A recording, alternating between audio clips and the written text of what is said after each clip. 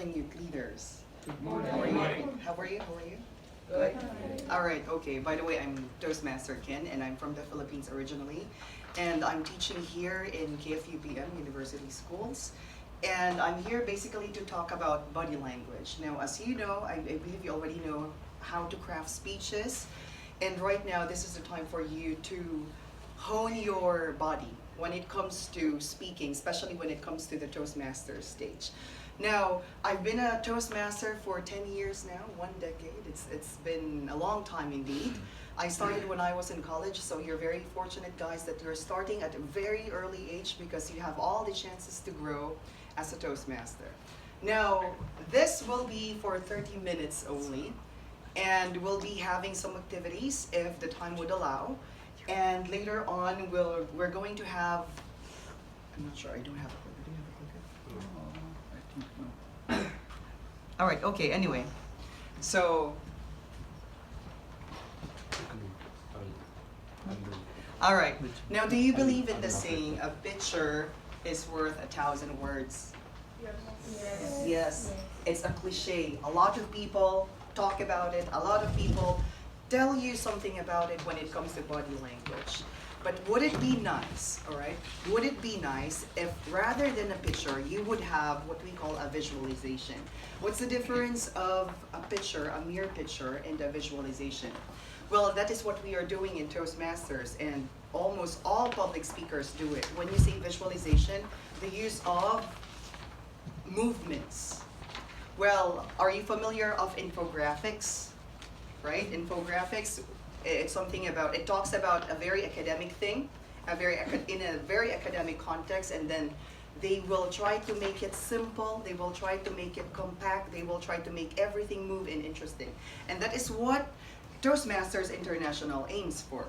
And that is, thank you. Okay, and then that is what we would like to have right now. Now, I want a few volunteers here in front. We're going to have a very, quick activity with regard to picture and visualization. Wow. All right, 1, 2, 3, 4, 5, 6. All girls? Okay, 7. Let's have 7. Well, the others will be judges. All right, please.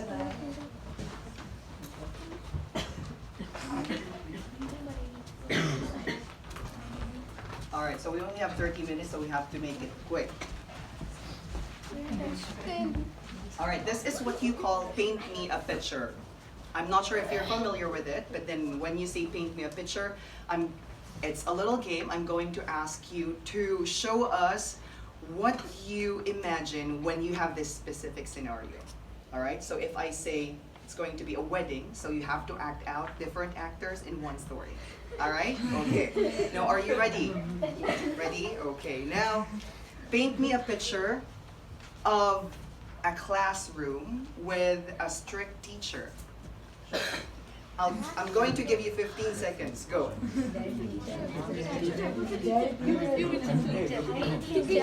A classroom with a strict teacher. 10, 9. Hey, get your homework out. 7. Sir, And sorry, then, sir, I did not do it. I forgot. I slept late last night. I couldn't fast. I did my homework. Is it a joke to you? No, I did my homework. All right, stop. I did my homework. When I say stop, you have to breathe. All right? Okay. I'm going to do it again. Let's have another scenario. Okay, let's see. Turn towards us, huh? Yes, you're blocking. Now we're practicing blocking now, right? Paint me a picture of a market. All right? When I say stop, you have to freeze. Can I have one potato? Can I have 2 kgs of potatoes?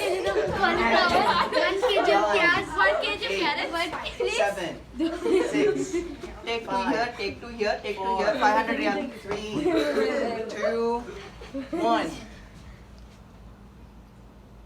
All right, so for the audience, I would like to ask, is it clear? No. When you see it, is it something that, like a market? No. No.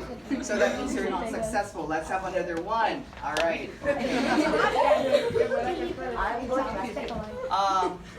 Paint me a picture of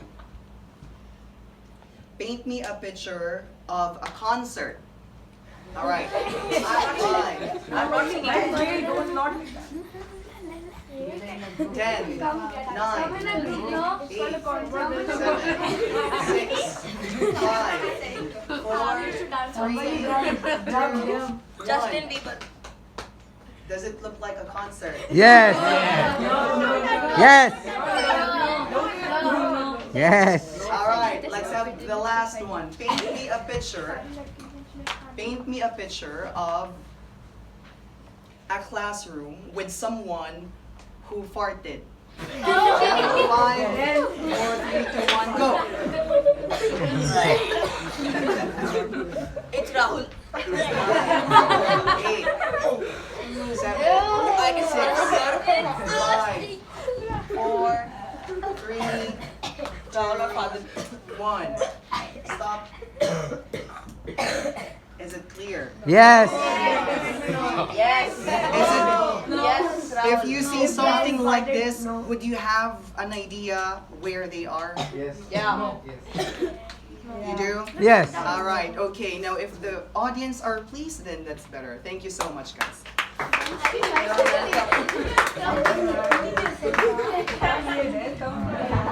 Why did we have that activity? Okay, why did we have that simple activity? Because when it comes to speeches, not all listeners, not all members of the audience can get what you're trying to say. And so when it comes to that, body language really plays a key role. Okay?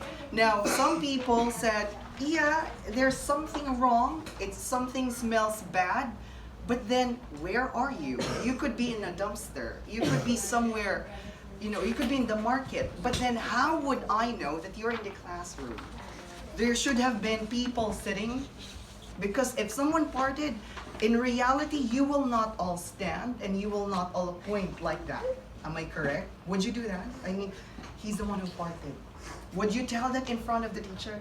Of course not, right? So it has to be something realistic. It has to be something very clear. And that's what we're going to discuss right now. Now, thank you so much, guys, who participated. Now, a picture is worth 1,000 words, but a good visualization or viz is worth millions. That's why everything right now is being done in infographics. TED Ed, right? TED Ed. Yeah, TED Ed. No, everything is just being simple and clear and vivid. Because when it comes to showing what you want to say, it's more powerful than just saying it. All right, now let's have the next one. Now, how to have a good visual. Now, these are some tips. Of course, you can just read it through.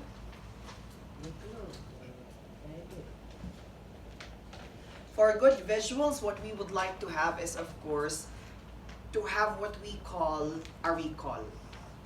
And when you say recall, that means a person will remember you after you've gone through your speech, after there were 10 or 15 speakers, because in a contest, there will be how many? 15, most likely, right?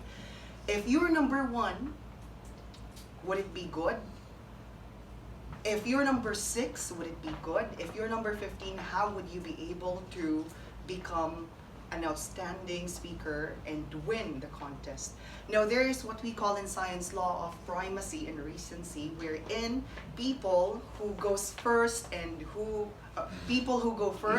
who go last are the ones that are remembered. So it's unfortunate if you will be in the middle, because somewhere there, the attention span will not be able to work for you. Okay? So if you are in the middle, then you have to do something, an extra mile for you to be remembered. And that's what we're going to do right now. Now, next slide, please. Okay, now we're going to talk about nonverbals. When we say nonverbals, we have proxemics, we have olfactics, we have kinesics, these things, very scientific. So I'm not just, making these up.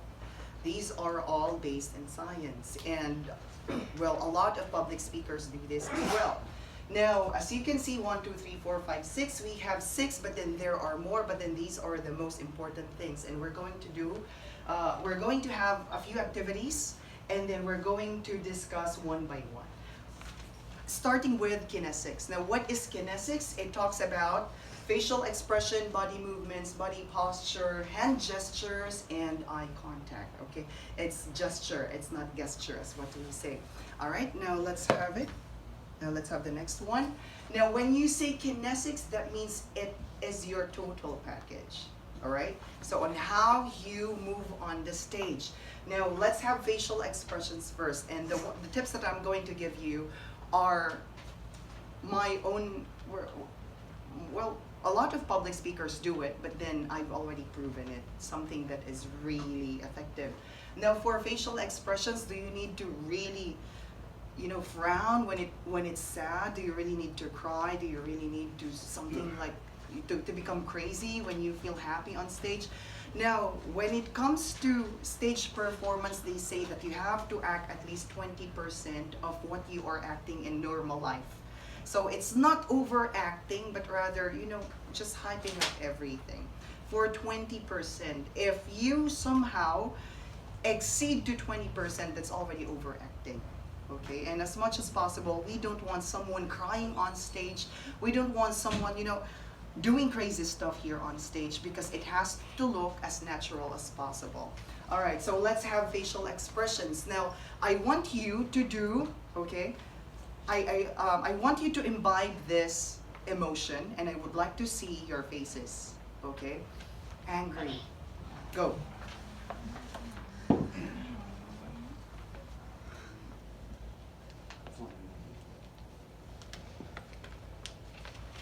Some of you are serious, not angry. All right, okay, nice. How about you really need to go to the bathroom?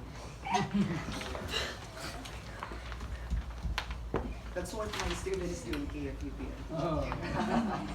All right, okay, another one.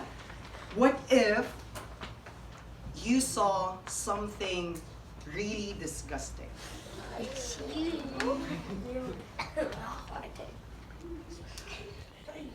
All right, okay, thank you.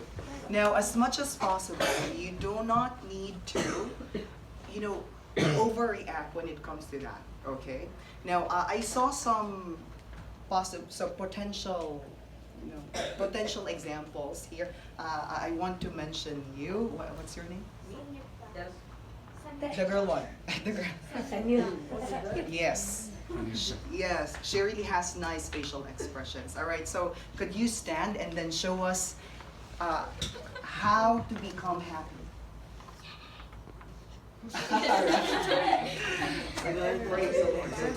Okay, how about if you are, we're dealing with emotions, okay? Upset.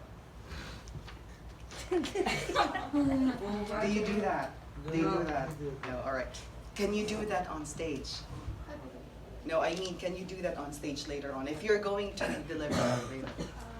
No, all right, okay. Now, as much as possible, when it comes to this, all right, if you would like to perceive an emotion, it has to be something doable, something not too much, something not less. All right, thank you so much. All right, okay, now let's go to body movements. Now, people who can read body language, okay, people who can read body language have edge to other participants, to other public speakers. Why? Because they would know if someone is bored, they would know if someone's listening, and if they know what the others think, then they will be able to adjust. Example, let's have the next one. Now these are some, okay, these are some of, yes, okay. Now you can browse these, okay. These are some of the gestures, the body movements that we do, and you would know if what a person would like to tell you. When arms crossed over the chest, well, some of the public speakers, they do this, right, in front. Some public speakers, they do this in front. Is it because they're bored? Is it because they lack confidence? What do you think this means? They're lacking confidence. They're lacking confidence. All right, this one is power. All right, This one is authority. If you do this on stage, that means you would like to command. All right, but I'm not saying that you do this in Toastmaster, because in Toastmasters, this could mean lack of confidence. So we're talking about now general gestures, general body movements. Now you will see some some bosses, they would do something like this, right? They're not open at all, but they would do something like this because they would like to command. They have the authority. The next one, head tilted to one side, that means someone is listening. All right, so if your head is tilted, that means you're listening intently. Okay, if you're what is it? Okay, if you're looking at me straight face, your mind could be somewhere else. Yeah, so that's how you perceive if someone is listening. Next one, touching the nose. Touching the nose means someone is not sure of what he's saying. Someone could be lying if you touch your nose. Why? Because you would like to cover yourself. Yes. Is it true? You are trying to cover your mouth. So that means you are not sure of what you're going to say.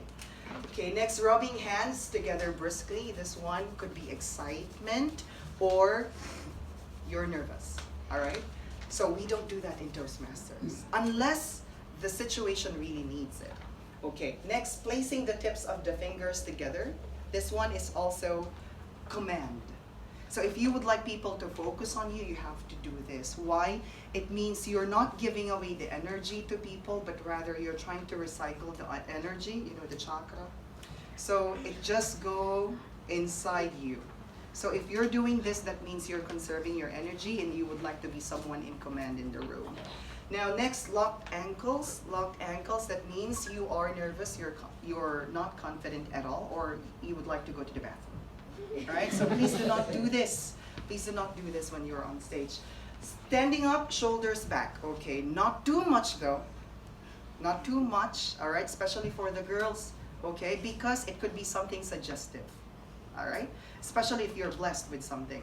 So as much as possible, just, stand straight, not too much like this, because you don't want someone who's like very commanding, and then chin up, no. All right, as much as possible, you would like to connect to people. Next, and you don't want to intimidate them. Stroking of the beard and chin, you're unsure, okay, you're unsure. And you're thinking, I'm not sure. Yeah, these are gestures, right, that you can see on TV, on social media, people doing these stuff, you know what they're thinking. You know why they're doing that. And also pulling off the ear. This one, also, not confident.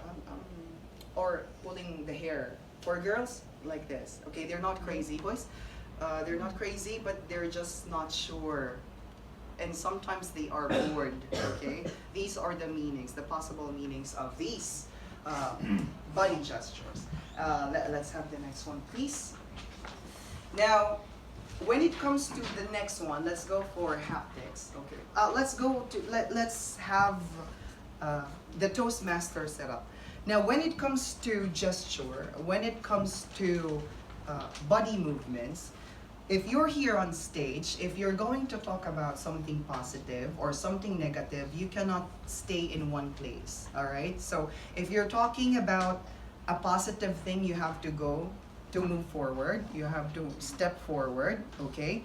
If you are going to talk about something negative, you have to move back at least 1 or 2 steps away, okay?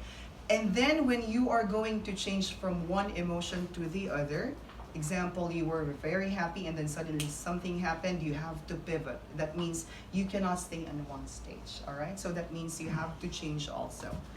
So from here, you can put this is the negative side, and then you have to move somewhere else if you're going to talk about something positive.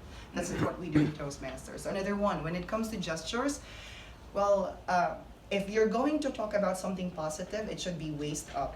Your hands should be waist up, all right? So you cannot say God, okay?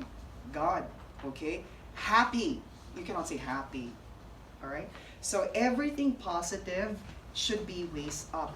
So if you're trying to make a point, you don't do this, all right? You do this, waist up. If it's something negative, something, not too good to listen to, the hand gesture should be waist down. All right? Okay. Now that is the technique when it comes to gestures. If you're talking about something big, you don't do this. It's big. It's too big. All right?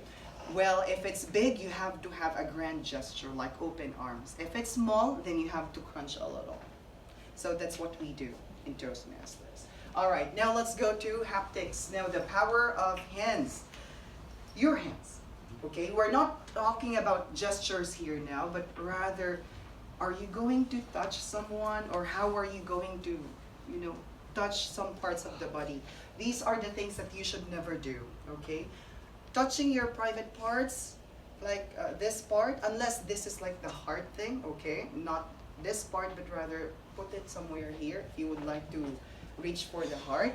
And don't you ever, touch your inner thighs at all when it comes to public speaking, because it's highly suggestive.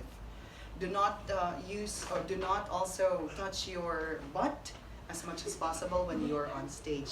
And your hair and face, no. Why can't you touch your face? Because it will block the view. So if you touch your face like this, it means you are not sure of what you're going to say. All right, so as much as possible, you have to open up.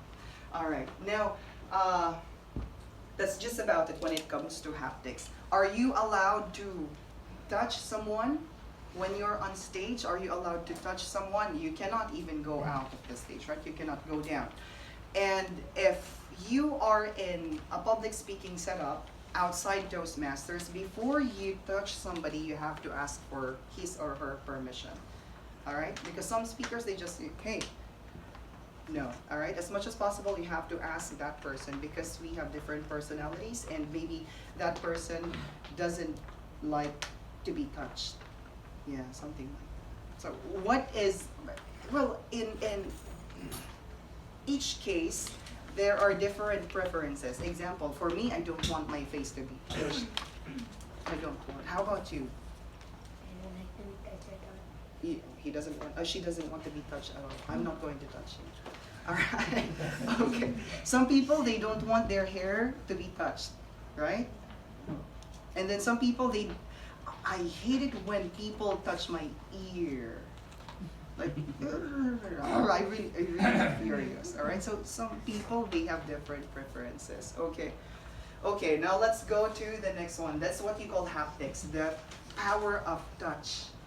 Well, when it comes to haptics, of course, if your mother or your father is going to, hey, are you okay? It's good. But then how about if it's another person? How about if that person is someone you hate, and then he or she will touch you? What are you going to do? You will retaliate, or maybe you will punch the guy, right? Okay, so that is how touch works.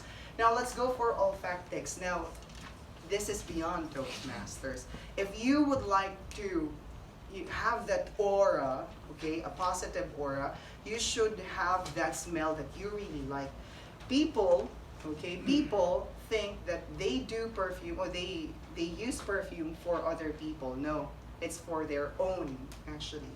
If you spritz some perfume in your body, that means you would like to smell like that. So it's your preference, not other people. Okay? Do you like oud? Oud? Yeah. You do? All right, okay. So some people, it's too strong. Some people, they like it. Okay, so these are some of the, smells and the odor that are pleasant almost to everyone. Okay, so as you can see here, vetiver is something local to India, if I'm not mistaken. All right. Now for vanilla, usually girls like this so much, so they spritz all over, because this is highly attractive for boys. All right, so we're not talking about love life here, okay? So this is something. Well, what is the importance of olfactics when it comes to stage? Well, this kind of smell, okay, transforms you. It relaxes you, because that smell is your comfort zone. If you're going to try something you don't like, and you will smell it, now it will make you a little furious, or it will make you a little uncomfortable. So you have to have that kind of smell that you like, so that when you smell that perfume or that odor, you will feel very confident of yourself. So it's not for the other person, it's for you. Okay, now let's go. Next one is proxemics. Now when it comes to proxemics, the distance. Public speakers usually are on stage, right? They speak on stage, and they speak maybe 6 or 12 feet away. Now we have what we call proxemics, and it depends how close a person is. Now if you have 12 to 15 feet away from you, that is what you call the acquaintance thing. All right, so people, the public, okay, from here 12 feet away from you, that's the public. So that means, okay, you're fine with it. If it's 12 to 9, it's your acquaintance. Yeah, you're friends, but then not close friends. Okay? And then when it comes to 8 feet until 3, 8 feet until 3 or 3, these are your close friends and your family members. They can go. All right? Okay. And 1 or 2 feet away, like just one stretch of your arm, is what you call the intimate area. Okay? The intimate space. That means only your romantic partner can enter this area. Unfortunately, in India, in the Philippines, you know, if you go to the metro, right, you cannot have this personal space, intimate space, because everything's just too crowded. So if a person enters your intimate space, some people, they move back, right?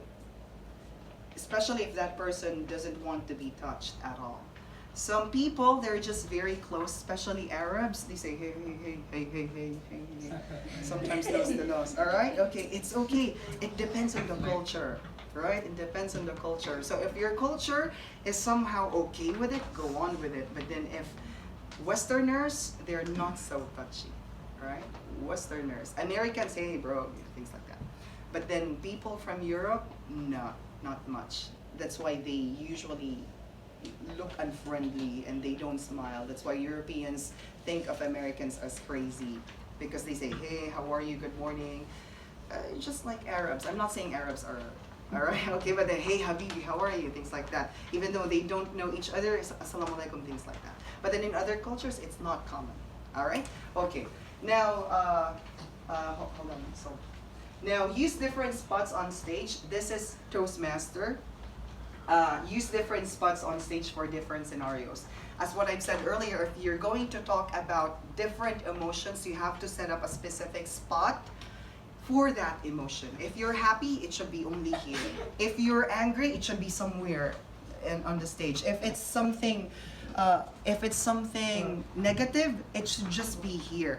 These things, because you're trying to create a scenario in a very limited space, you're trying to have a visualization for your audience, it should not overlap. Okay, it should never overlap. One time you're talking about happiness, and then you're here, and then you did not move. Now you're sad, you're crazy. All right, so you have to go move around the stage. Now, a pivot every emotion also. Let's say if you're happy, here, okay, and then pivot. When you say pivot, you have to make a really quick move. From this part to this part, you go and walk. Now, what are the types of walk? We have diagonal, we have sideways, horizontal, we have vertical also, depending on what you are talking about. If it's something positive, go, move forward. Negative, here. And then if the emotion is almost just the same, you go sideways. All right, so that's just about it. Okay, now move, that's it. Now, when we talk about the climax, right? The climax, of course, is the main part, okay? It's the most exciting part of your speech. As much as possible, you have to move forward for climax, okay? The most intense part of your speech, you have to move forward, and you have to be very close to people, okay? You cannot stay on the sidelines for climax. You're having some arguments, okay, with your parents. You had some discussions, and then you're here, you're here at the back, no, it won't work. So as much as possible, you go move forward and in the center. All right, so that's it. Okay, next, move on when only necessary. I see a lot of public speakers, they do like, just for the sake of moving, they do this all the time. Just for them to be, really, it's already dragged. Okay, just for them to be graded for, you know, moving, utilizing the stage, they just do this all the time. No, as much as possible, if you just need to walk, that's the time you walk. If you don't have the feeling, you know, of walking, then do not walk at all, because it will just distract the audience. All right, next, walk naturally. Some people here on stage, specifically those beginners, okay, the neophytes, they usually try to count their steps like 1, 2, 3, and then I will stop, and then again I will talk about something, 1, 2, 3, I will stop. Okay, no, as much as possible walk naturally, but then you have to also see, or you have to notice or be aware of your blocking. Now, you cannot walk sideways, okay? You cannot walk wherein it's just like this. So how are you going to walk? It's like crosswalk. All right, so this one first, and then here, this is how you walk on stage. You don't walk like this, all right? So it should be diagonal, all right, like this, or if you're going to move back, naturally, okay? Not like this. All right, so as much as possible, it should not always be straight, okay? So that is for the proxemics. Next, we'll have the next, we'll have chronemics, your time, okay? I'm not supposed to talk about time because I'm not good with timing. I usually I usually go over the time. Always, not usually. Yes. Now, when it comes to giving a 7-minute speech, you have to reach 7 minutes, not less, okay? If it's 6:55, good. If it's 6:30, not good, okay? You have to have at least 7 minutes, 7:15. That's the peak, okay? That is where people will suggest, okay, he or she was able to utilize her time well. If it's less than that, no.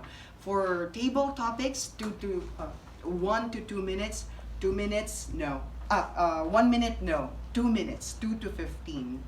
1:45, it's safe. But then if you would like to be marked more, then you have to exceed 2 minutes. Okay? Once it's red, that's the time that you, okay, I go down. If it's yellow, not too much. If it's green, disappointing. All right? Okay. And then the pauses. We have what we call pregnant pauses. When you say pregnant pauses, you're trying to hype up the audience, and so you will not talk for a few seconds, 1, 2, 3, because it will somehow intensify the emotion. If you're talking about a very emotional topic, you have to use these pauses really, really bad. Okay? Now, if you're trying to be sad, you just look at someone and then suddenly you speak.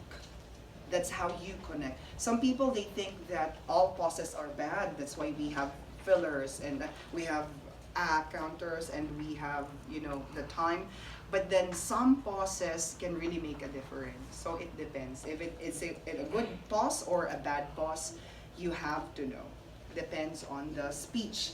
And your speed, some people just speak very fast, some people speak very slow, some people just are monotonous and boring. So as much as possible, you have to vary the cadence, okay? All right, so that's just about chronemics. Let's go to, I'm not sure this is the last part if I'm not mistaken, the use of artifacts. Now, this is a good tool for you to be remembered. Now, the Nanjaya Hirirachi, can you still remember? What's the prop that he used? Rose, a rose, right? How about Muhammad Katani? Cigarette, exactly. Now these, okay, these small things could be your edge from the others. So is it really necessary? It's not necessary. If you have a perfect speech, then you don't need to have a prop. But then if you feel that a prop will really help you emphasize your point, then you go and have a prop. What kind of prop though? Not overwhelming, as much as possible, not big, but rather just a handful, something that as big as your hand. If it's too big, it's distracting, especially if it's color neon. All right, neon is not so pleasing to the eyes, so do not use neon at all. All right, so it should be something that is small, and it should be very relevant to the speech. It should be part of your opening and body. Opening and conclusion, rather. In the body, you can just put it here, but then it should appear in the conclusion and also in the body. So that's how props work. When it comes to clothes, just go with the usual one, the neutral colors as what we know it. You go for white, gray, navy blue, black, brown. If it's yellow, it's too much. So you will not see public speakers using or wearing yellow or orange or neon green, neon colors. That's too much. But if you would like to feel a little powerful, you go with red. Red is very, intense. It's an intense color. It means power and anger and passion. But then I'm not saying that you all go with red, okay? All right, depends on your speech. Now, you're going to talk about something really sad and then you're wearing red. No, it's not a good fit, okay? If you're going to talk about something really happy and then you're all black, not as well. All right, okay. So that's for the artifacts. Now, for the last part of my presentation, let's have what we call power pausing. Now, if you're going to watch some TED Talks, there are some topics about power posing, and it is something that is done in theater arts. Now, some scientific studies were already conducted about this, and then some of them just trying to debunk this one. But this topic or this kind of body language is something that has been done in centuries in theaters and also in movies, in films, and arts. And it's just very simple. Why do we do this power posing? Because we would like to imbibe, that power, that 20% more of who you are. And these are just very simple. Now, in the finale, I would like everyone to stand for the finale. Okay, now how do you do this power pausing? Very easy, okay? It depends actually on the person. How do you feel intensified? When do you feel, okay, powerful? Now, these are some tricks. Wonder Woman. Yes. Wonder Woman. What's her signature pose? This is her signature pose, right? Why are we doing this? Because when it comes to power posing and developing confidence, okay, if you are trying to occupy a bigger space more than you do, it will create some signals in your brain that you are confident, okay? So you have to occupy a big space at least 5 or 10 minutes before your presentation, all right? So power posing, okay, you do this, all right? And then you stay like this for 2 minutes, all right? And then after 2 minutes, you will feel something different. Okay, this is one. Another one, how about Superman?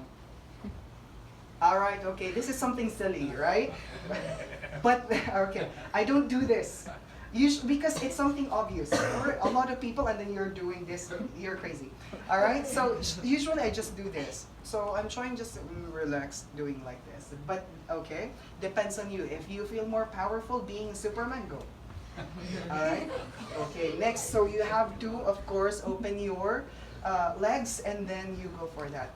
Another thing, a boss, you sit, it's okay, you sit and then you do this. All right, you sit and then you're just like relaxing. So these are power poses. Another one, how, if you're very happy, what do you do if you're very happy? It's like, okay, so it should be like that. Okay, now these are power poses that you can do before your speech. Now, those who will be delivering speeches later on, I would like to see it. I would like to see what we've discussed.